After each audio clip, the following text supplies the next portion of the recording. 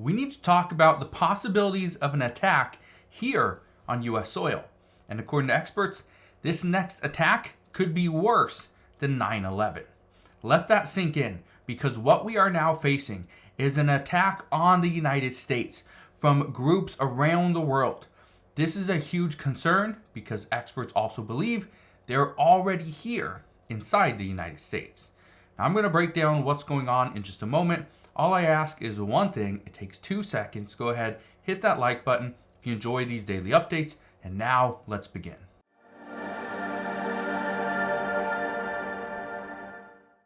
For the past 6 months or more, we have heard from multiple White House officials, multiple Pentagon officials, many world leaders that there are potential terrorists already inside the United States. There are sleeper cells that have been created for years where people are just waiting, being patient till they hear that go, and then they will attack.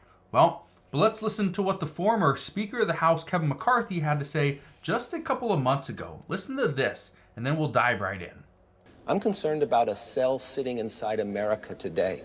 We just caught 18 people just last month on the FBI terrorist watch list coming across our border. More than 160 have done it this year, a record breaking. When we're looking around the Middle East and the uprisings popping up around Europe and others, they could be sleeper cells right now in America, but this administration has done nothing to change what's happening on the southern border. Now, he pretty much calls out the Biden administration saying that you have done absolutely nothing. Let's be very clear. The U.S. southern border is part of the problem. It's so open. It's so easy for people to come into the United States. Now, I want to be very clear. When I say open, it's not you can just walk across and everybody's just free to go and do whatever they want. There are some people that do get apprehended. But here's the problem. The majority of people are not apprehended, because they sneak across at different times where there's not a border patrol agent, there's not enough people to slow them down.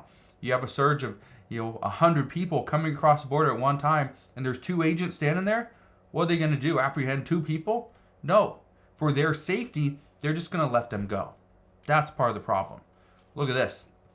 It says migrants are being released on U.S. streets at the border as shelters are seeing record numbers.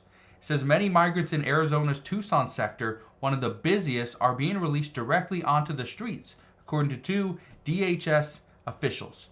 Here's the problem, and the Biden administration has mentioned this multiple times, and so has many Republican lawmakers as well, is that we do not have enough Border Patrol agents, we don't have enough detention centers, we don't have enough judges to process asylum seekers, we just don't have enough. But the Biden administration says, well, give me the money and I will fix the border today. Here's the issue. You cannot hire new judges, new Border Patrol agents, and build additional detention centers in just a couple days. It's going to take months, if not years, to fix this growing crisis. But that's also why there's an even bigger crisis of potential attacks against U.S. personnel and Americans here on U.S. soil. The FBI says the Israel-Hamas war raises the potential for an attack against Americans. And that's absolutely true. Because what we know at this time is that Hezbollah has sleeper cells within the United States. Well, you know who the United States is really making mad right now? Iran. Iranian-backed groups. For instance, Hezbollah, Hamas, and the Yemen Houthis. The Yemen Houthis are upset with the United States because we continue to attack them right there in the Red Sea.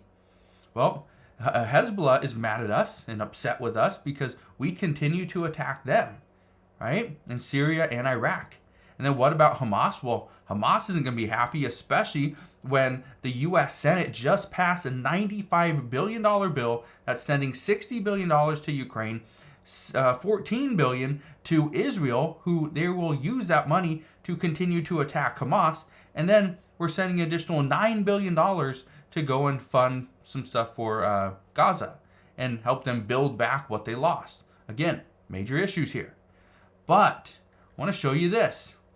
This is something I thought was very interesting. It says the U.S. should act like terror sleeper cells are already here, border security experts warn. Because here's the issue. what we have seen lately is that more and more people are crossing the U.S. border, some of which we do not know where they're coming from, some of which have different accents, right? They're just the look that they come across with. One person even said that you do not know who I am, but you will soon know. You will soon know who I am. That sounds like a threat. That's a major issue, because right now the possibility of an attack on U.S. soil keeps on increasing, and it's because of what is currently happening. For instance, the Yemen Houthis say 17 rebels have been killed in U.S.-led attacks. This is just recently. This is nothing new either. Okay, these attacks continue to happen, where it's not just rebels, now it's leaders are losing their life because of attacks from the United States and from Europe. Again, this is a problem, and being that this is such a big problem, we are now starting to see more and more reports from Iran.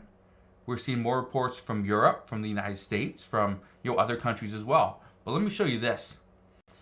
It says, U.S. warns of further retaliation if Iran-backed militias continue their attacks. Well, guess what?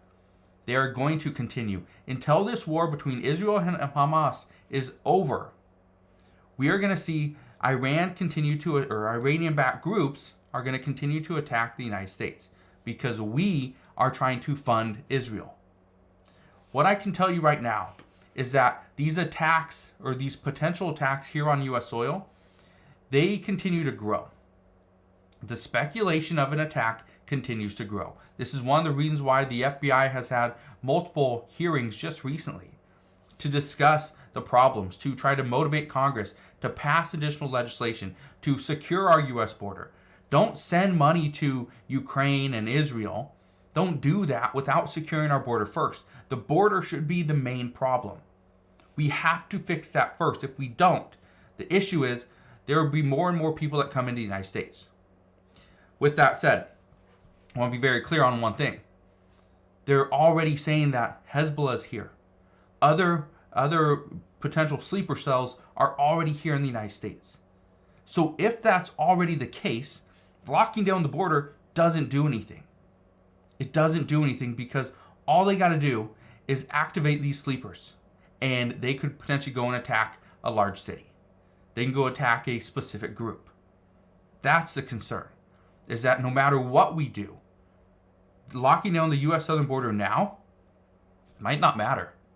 And then here's the other issue, and I brought this up the other day as well. One of the problems is we are seeing not just the U.S. southern border start to get flooded. The northern border is starting to see an influx of people as well. I believe there's like a 200 or 300% increase over the past year of people entering the border from Canada into the United States, because Canada has very lax visa laws. So people can come to Canada without a visa. They can easily enter into the United States. This is part of the problem. So just wanted to fill you in on what's going on, because according to Pentagon officials, this next attack could easily be worse than 9/11 itself. So again, let that sink in, because that's a massive problem.